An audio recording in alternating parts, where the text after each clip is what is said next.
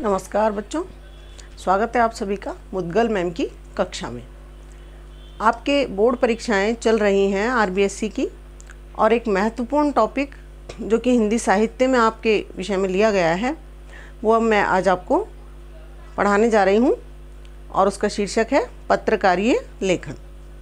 तो पत्रकारीय लेखन, जैसा कि इसके नाम से हमें थोड़ा बहुत अंदाज़ा हो रहा है कि पत्रकारीय लेखन जो कि पत्रिकाओं के लिए किया जाता है उसे पत्रकारीय लेखन कहते हैं। देखिए, मैंने प्रश्नोत्तर फॉर्म में इसको लिया है क्योंकि ये एक छोटे छोटे टॉपिकों में आता है वैसे तो आपके प्रश्न, लेकिन अभी क्योंकि हिंदी अनिवार्य का पेपर होके चुका है और उसमें बड़े प्रश्नों में आउट ऑफ सिलेबस जाके प्रश्न दिए गए कि संपादकीय लेखन को विस्तार से लिखिए, जबकि आपके केवल आलेख और फीचर इस तरह के टॉपिक थे, आलेख लिखना या फीचर लिखना। अब हिंदी साहित्य में भी हो सकता है इस तरह से बड़ा प्रश्न आ जाए 3 नंबर का, तो आप घबराए नहीं प्रश्न को देखकर, और जो कुछ भी आपने पढ़ा है, छोटे प्रश्न आपने याद किए होंगे अभिव्यक्ति और माध्यम में इन टॉपिक्स से रिलेटेड, लेकिन आप उन्हीं को ही सोच समझकर एग्जाई करके बड़ा प्रश्न का उत्तर उसमें से निकाल सकते हैं और बिना घबराए प्रश्न का उत्तर दे सकते हैं। तो इसीलिए मैंने इसको आपको प्रश्नोत्तर फॉर्म में छोटे छोटे टॉपिक जोड़ के एक बड़ा टॉपिक बना दिया, पत्रकारीय लेखन। देखिए, 2 प्रकार के लेखन होते हैं, एक तो होता है सृजनात्मक लेखन और दूसरा होता है गैर काल्पनिक लेखन। सृजनात्मक लेखन जो होता है वो अधिकांशतया काल्पनिक होता है, गैर काल्पनिक नहीं होता। अपने आसपास के परिवेश, अपने गांव, अपने जो भी कुछ देखता है लेखक, उसमें से टॉपिक उठाकर और फिर जो रचना करता है वो सृजनात्मक लेखन के अंतर्गत आता है। जितनी भी कहानियाँ हैं, कविताएं हैं, आपके उपन्यास हैं, ये सब उसी में आते हैं। और दूसरा है गैर काल्पनिक लेखन, जिसे हम पत्रकारीय लेखन भी कहते हैं। तो पहला प्रश्न है, पत्रकारीय लेखन क्या है?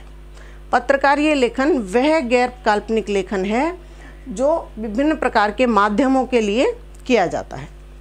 पहला प्रश्न हो गया, पहला उत्तर हो गया कि विभिन्न माध्यमों के लिए जो किया जाए वो पत्रकारीय लेखन है। अब ये किन माध्यमों के लिए किया जाता है? तो हम देखते हैं समाचार पत्रों के लिए, पत्र पत्रिकाओं के लिए, इंटरनेट, श्रव्य दृश्य माध्यम आदि, उनके लिए जो लेखन किया जाता है वो पत्रकारीय लेखन कहलाता है। तीसरा है कि ये किस किस रूप में किया जाता है। पत्रकारीय लेखन के रूप कौन कौन से हो सकते हैं?